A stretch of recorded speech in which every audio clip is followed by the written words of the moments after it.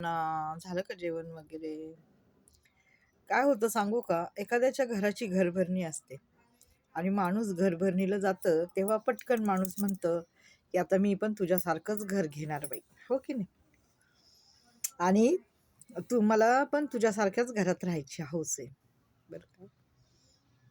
तर मी तुम्हाला सांगू इच्छिते, की घर घेणं हे आता खूप अवघड गोष्ट होऊन बसलेली आहे.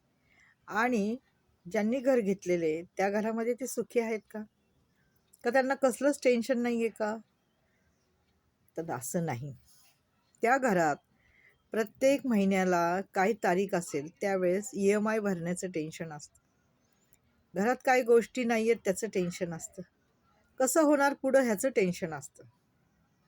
त्यामुळं घर घेताना माणसाला घरभरणीला लोकं आलेले लोकं बघून लोकांना असं वाटतं अरे काय घर आहे बाबा, काय छान घर आहे ना. आपल्याला पण असं घर पाहिजे.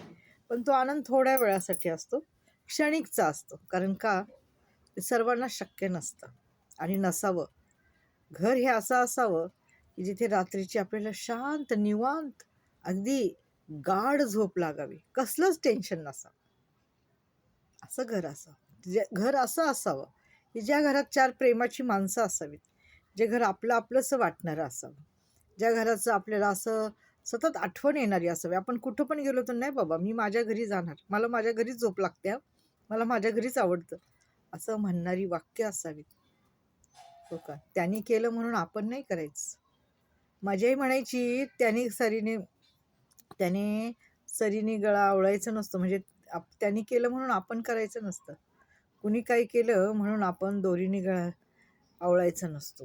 एवढं मात्र खरं आहे. ज्याला जमलं त्याला जमलं, ज्याला नाही जमलं ते सुखी म्हणायचे आणि पुढं जायचं. बाबा हेच माझ्या आयुष्यात आणि हेच मला योग्य आहे. हो की नाही?